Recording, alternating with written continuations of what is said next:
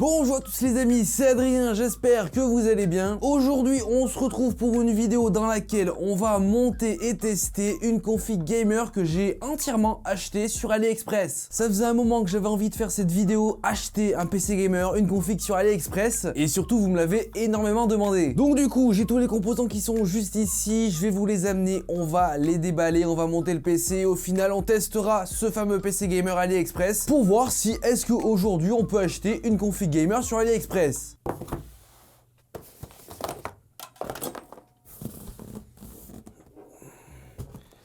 Bon du coup voilà tous les composants que j'ai pu acheter à AliExpress, voilà ça va au final nous donner notre PC gamer AliExpress. Ah oui au fait, vu que dans cette vidéo on est dans le domaine un peu informatique, tu n'as jamais rêvé de travailler dans le web, devenir développeur? Car aujourd'hui cette vidéo est sponsorisée par Open Classrooms qui propose des formations labellisées grandes écoles du numérique, entièrement financées, donc gratuites pour vous. Vous avez simplement besoin d'un ordinateur et d'une connexion internet. Ouais, on va faire un petit peu de place et je vous en reparle. Il propose donc 4 formations d'une durée de 3 à 6 mois pour devenir développeur full stack, développeur iOS ou Android et intégrateur web. Dans cet apprentissage, pas de blabla, c'est une formation en ligne avec des projets sous forme de cas pratiques réalisés avec les entreprises pour que vous puissiez acquérir des compétences professionnelles. Et bien sûr, tout ça est valorisé sur le marché du travail. Le plus de ces formations, c'est que vous êtes suivi et aidé par votre mentor, une personne qui travaille dans le domaine et qui du coup pourra vous aider dans votre apprentissage. De plus, ces métiers sont très attractifs car aujourd'hui beaucoup d'entreprises recherchent des développeurs et vous trouverez donc un poste un peu plus facilement dans ce domaine. À la fin de ces formations gratuites, vous pourrez donc enchaîner sur une recherche d'emploi ou alors continuer votre formation en alternance pour obtenir un diplôme reconnu par l'État et avoir une première expérience dans l'entreprise durant l'alternance. Pour vous inscrire, c'est très simple, il n'y a pas de prérequis. Tant que vous résidez en France, que vous êtes en recherche d'emploi et que vous avez un niveau bac ou inférieur, vous pouvez vous inscrire. Bien sûr, il faut être motivé car la candidature se passe en 2 temps. Tout d'abord, un premier formulaire classique que vous pourrez retrouver via le lien en description. Et ensuite, un deuxième formulaire avec une lettre de motivation, un CV et une courte vidéo. Bah ouais, c'est pas non plus pour les feignasses. Alors, qu'est-ce que tu attends? Va en description et inscris-toi maintenant. Les places sont limitées. Ok, alors maintenant, on va commencer le montage de cette fameuse config gamer AliExpress. On va monter les composants bien sûr un par un et en même temps, je vous les présenterai et je vous dirai au final le prix auquel je les ai payés. Si tu apprécies cette vidéo, surtout tu n'hésites pas à mettre un like dès maintenant et bien sûr tu t'abonnes à la chaîne, c'est totalement gratuit et t'actives la cloche pour recevoir toutes les notifs. Alors on commence par le premier composant qui est bien sûr la carte mère. Voilà, c'est un composant assez important dans une config gamer. Donc c'est une carte mère de chez Asus, c'est l'Asus Prime X370A. Elle m'a coûté 70 € sur AliExpress.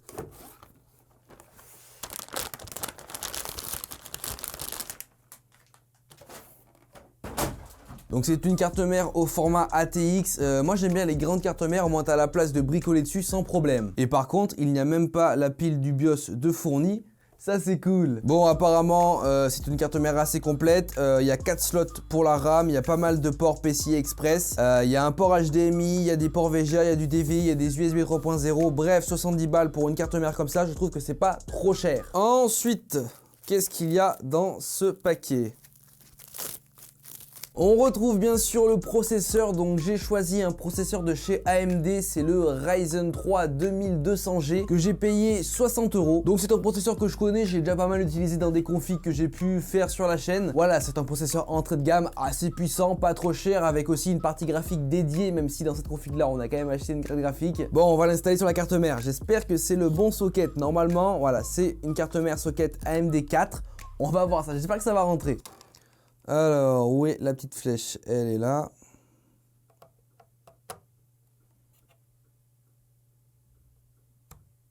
Ok, c'est rentré, le processeur, le petit Ryzen est maintenant en place. On continue bien sûr les amis avec la RAM, voilà, que j'ai trouvé du coup sur AliExpress, c'est une marque que je connais, voilà.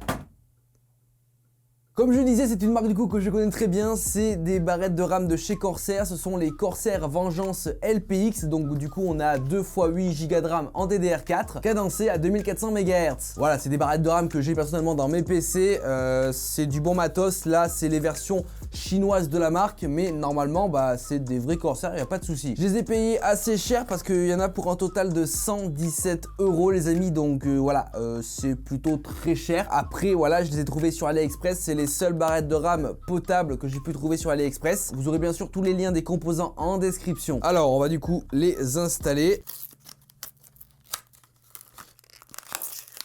Elles sont vraiment plutôt pas mal, LPX low profile, assez compact, assez discrète, et ça c'est cool parce que du coup on va pouvoir bien les insérer sur la carte mère. Alors on va les mettre en dual channel, donc sur la même couleur de slot. Voilà, c'est une manière plus optimisée de brancher sa RAM. Alors par contre ça, comment ça s'ouvre? Ah, c'est tellement galère ça, il faut avoir Bac+4 Open Classrooms là, mais c'est pas possible hein. Alors le petit côté et le grand côté, c'est clipsé. La deuxième, pareil, là aussi il faut avoir Bac+4 Open Classrooms pour savoir ouvrir ça. Ok, la RAM est fixée, on va passer maintenant au composant suivant. Il faut bien sûr refroidir notre processeur, donc du coup j'ai acheté un ventirad. Donc du coup j'ai trouvé un petit ventirad classique 2000 tours minute, il m'a coûté seulement 10 € sur AliExpress, donc autant vous dire que c'est pas spécialement cher. Après voilà, j'espère qu'il fera bien son taf, c'est-à-dire bien refroidir notre processeur, notre petit Ryzen. J'espère qu'il est compatible avec AMD, normalement j'ai pris en sorte qu'il soit compatible. Ou bien, il a de la pâte thermique, j'avais peur qu'il n'ait pas de pâte thermique parce que du coup j'en ai pas acheté, je savais que j'en avais dans mes cartons, mais voilà, on va essayer de l'installer correctement. Déjà il faut que j'enlève les fixations qui sont présentes sur la carte mère. Ok, on va du coup pouvoir positionner le ventirad, donc du coup faut que ça sorte par là, donc comme ceci. Ok, pour l'instant ça se passe bien. Pour une fois qu'un montage d'un PC bizarre fonctionne, c'est assez cool. Ok, la carte mère est maintenant enfin prête. Bon, du coup maintenant on va passer au composant suivant et pas des moindres, le boîtier qui va du coup accueillir cette belle carte mère. Et voici le boîtier. Hop. Un petit boîtier gamer format ATX, donc moyenne tour, assez design, voilà, c'est joli, il m'a coûté 60 balles, voilà, ça coûte assez cher pour un boîtier, surtout qu'il n'a pas l'air de très bonne qualité. Alors on va positionner la carte mère à l'intérieur.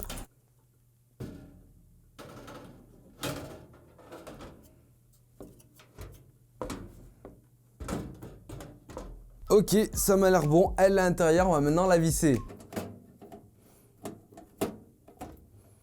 Alors du coup, avant de continuer le montage, je vais vous présenter les derniers composants qui me restent à mettre dans la tour, donc notamment le SSD. Voilà, donc j'ai choisi de partir directement sur du SSD, comme ça moi le PC sera bien plus rapide. On est du coup sur un SSD de 480 Go de la marque Kingston que j'ai pu trouver sur AliExpress au prix de 51 €. Donc voilà, on le mettra ensuite dans la tour. Bien sûr les amis, il nous faut une alimentation, et là autant vous dire que j'ai trouvé une alimentation de type no name de 600 watts qui m'a coûté 36 €. C'est que dalle, c'est pas cher, c'est rien du tout. J'espère qu'elle va pas me péter entre les doigts. Mais du coup, voilà, on est sur une alimentation qui est non modulaire, donc il y a des câbles de partout. On va juste après la mettre dans le boîtier. On va essayer de faire un joli câble management. Et enfin les amis, vu qu'on est sur une config gamer, j'ai donc acheté en plus une carte graphique, parce que même si le Ryzen 3 2200G est équipé d'une partie graphique dédiée, voilà, on vaut mieux avoir une carte graphique externe pour pouvoir jouer en bonne qualité. J'ai donc choisi une carte graphique de chez Gigabyte, c'est la GeForce GTX 1050 Ti 4 Go, et elle m'a tout simplement coûté la modique somme de 104 €. Ok, elle est plutôt pas mal les amis, je sais pas comment vous la trouvez, 104 € pour cette GeForce GTX 1050 Ti, voilà, qui devrait nous permettre de jouer sans souci à la plupart des jeux actuels en 60 fps, c'est ce qu'on recherche avec cette config là. Du coup c'est parti, on va continuer le montage de cette config AliExpress, et ensuite je vous annoncerai le prix final de la config. Carte graphique, ça se met sur le port PCI Express. Et si on y mettait maintenant le petit SSD Kingston de 480 Go. Alors par contre lui, normalement il doit se mettre sur le côté comme ceci. Ok, Ok, le SSD est en place, il manque plus qu'à mettre la grosse alim avec tous les câbles, voilà, tout le bordel là. Plus qu'à faire les branchements et normalement notre config et notre PC Gamer AliExpress sera enfin terminé. Alors là, ça va pas être la même, hein. Ça va être la galère.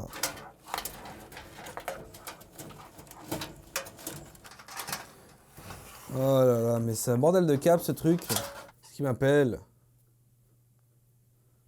Allô? Dirigeant, Oui, c'est moi, ouais. ravi de vous avoir en ligne, monsieur. Je vous appelle pour un projet de reportage par rapport à votre structure. Non, je veux pas de reportage.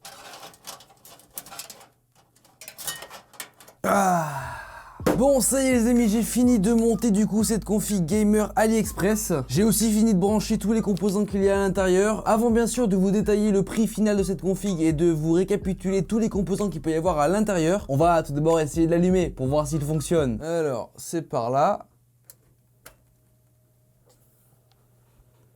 Ok, ça tourne. Ça a l'air d'être bon. Bah écoutez, tout a l'air de tourner. Bon, c'est vrai qu'il n'y a pas trop d'aération dans ce boîtier. Il manquerait un ventilo là et des ventilos un peu partout. Même le ventirad, j'aurais pu le mettre dans l'autre sens. Bref, on s'en fiche. C'est pas forcément un PC que je vais garder. Mais pour l'instant, il fonctionne et ça, c'est cool. Donc du coup, si on récapitule les amis, à l'intérieur, on a un processeur de chez AMD. C'est un Ryzen 3 2200G sur une carte mère Asus Prime. 16 Go de RAM en DDR4 de chez Corsair. Un petit ventilo no name, 480 Go de SSD Kingston, une petite GeForce GTX 1050 Ti de chez Gigabyte et enfin une alimentation 600 watts un peu no name des familles. Et bien sûr pour finir le joli boîtier noir plutôt sympathique format ATX. Je crois que je n'ai rien oublié. Au final pour cette config Gamer AliExpress on se retrouve sur un prix final de 504 €. Bon c'est vrai que c'est un peu cher, peut-être qu'on aurait pu faire moins cher avec des composants venant d'autres sites, mais en tout cas pour l'instant je ne peux pas juger parce que je n'ai pas du tout testé le PC. Du coup là je vais l'installer, je vais y mettre un petit Windows 10 dessus, je vais installer bien sûr 2-3 jeux et on se retrouvera pour le tester, pour faire des tests 3D Mark pour voir ses performances et surtout pour voir à combien il fait tourner les jeux au niveau des FPS. Ah il tourne comme un charme, je suis assez satisfait. C'est la première fois que je monte un PC gamer un peu cheap sans avoir eu aucun souci. Quoique les soucis peuvent arriver juste après, enfin j'espère pas. Bon du coup les amis, ça y est, j'ai du coup installé le PC, j'ai mis un Windows dessus, enfin en tout cas voilà, j'ai installé entièrement, j'ai mis quelques jeux, on va du coup le tester ensemble. Donc bon, tout d'abord je tiens à dire que ça a été ultra facile, il a super bien marché, en tout cas voilà, comme vous pouvez le voir, on est actuellement sur le bureau du PC et il n'y a aucun souci, il s'est installé très facilement et du coup on va pouvoir le tester, j'espère qu'il tourne comme un charme. Alors on va tout d'abord lancer un 3D Mark qui va me permettre du coup de check les performances réelles du PC, donc les performances du processeur et les performances de la carte graphique dans des conditions de jeu et à la fin ça nous donnera bien sûr un score en points qu'on pourra comparer en ligne suivant les PC des autres utilisateurs. Moi le seul souci sur ce PC c'est qu'il est pas super bien refroidi, en tout cas dans le boîtier il n'y avait aucun ventilo qui était fourni, donc voilà moi c'est le seul souci, donc j'espère qu'il ne va pas se mettre à surchauffer et du coup se mettre directement en sécurité. Cette vidéo les amis va être sûrement très longue, donc je vais passer beaucoup de temps au montage, donc n'hésitez pas bien sûr à récompenser le travail en mettant un petit like, ça vous coûte rien, c'est totalement gratuit pour vous, vous descendez votre souris, votre doigt, vous cliquez sur le like et bien sûr n'hésitez pas aussi à vous abonner à la chaîne, c'est totalement gratuit et activer la cloche pour recevoir toutes les notifications sur la chaîne. Ok, let's go pour le benchmark 3D Mark. Et puis après bien sûr on ira tester le PC sur Fortnite et sur Borderlands 3. Bon en vrai pour l'instant il a l'air de s'en sortir plutôt bien, c'est assez fluide, j'ai hâte de voir le score final pour pouvoir après le comparer en ligne. C'est vrai qu'on n'est pas non plus sur une config ultra puissante, Ryzen 3 et GTX 1050 Ti ce sont quand même des composants qui sont assez pas de gamme, assez old quoi, mais bon j'espère que ça va être pas mal, on ira tester après en jeu pour avoir la vraie expérience. Ok les amis, le test 3D Mark est maintenant terminé et du coup on arrive sur un score de 2375 points. Voilà, donc au niveau des systèmes d'information on a bien reconnu la GTX 1050 Ti, le AMD Ryzen 3, c'est ok. Bon on va les comparer les résultats en ligne parce que c'est pas forcément un très gros score. Alors on est juste ici, donc en dessous des PC gamer, donc compatible avec avec la VR. Ouais, bon, ça pourrait correspondre. Quand je suis déçu du score de la carte graphique, hein. 2200 points, c'est pas ouf du tout, hein. Par contre, le processeur 3000 points s'en sort vraiment bien. Maintenant, je pense qu'il est temps d'aller vraiment tester les perfs de ce jeu sur Fortnite. On va aller s'éclater un peu. Ok, on est donc sur le jeu Fortnite. Voici les paramètres que du coup moi j'utilise habituellement sur mes autres PC. Donc on va utiliser ce paramétrage là sur ce PC là, sur cette config AliExpress. Et dans le menu, on est tout simplement aux alentours des 240-280 FPS, qui est plutôt pas mal. On va pouvoir du coup lancer une solo pour voir directement qu'est-ce que ça donne en game. Ok, donc là dans le lobby on est plus aux alentours des 120-150 FPS. Il y a quelques petits lags, donc je sais pas si c'est dû à la connexion ou au PC, parce qu'on est quand même sur un écran 144 Hz, donc voilà, c'est plutôt pas mal. Ok, on va aller dans un endroit plutôt calme. 140, 120, 140 FPS, c'est plutôt pas mal. Allez. Ok, un kill, pas mal. Pour l'instant, c'est fluide, même si ça vaut pas mon PC avec ma petite RTX.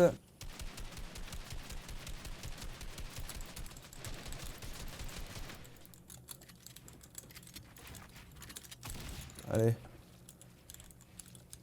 Allez.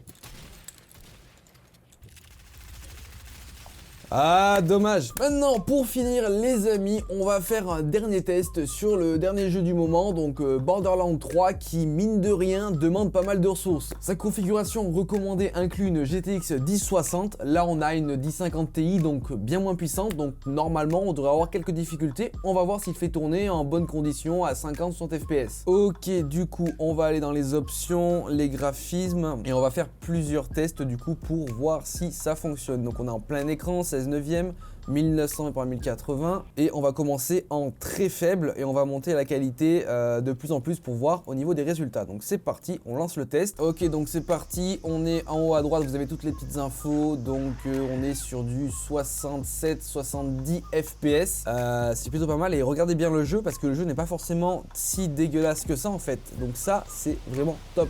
Et je vous rappelle que là, on est dans la qualité la plus faible du jeu. Du coup, ce qu'on va faire, après avoir testé le très faible, on va directement tester la version élevé de Borderlands 3 pour avoir après une comparaison entre le très faible et le élevé pour voir s'il y a vraiment une différence ou pas. Ok, c'est parti, on est maintenant en élevé. Je vous mettrai bien sûr en direct les deux tests, donc en très faible et en élevé pour voir la différence. Là, on tourne plus autour des 30 FPS, sachant que le jeu, bon, se joue quand même à 30 FPS, ça va. Il y a certains jeux que tu dis, non, 30 FPS, ça marche pas. Là, ça se joue. Et franchement, la différence entre le très faible et l'élevé, ça se voit un peu, mais c'est pas non plus flagrant.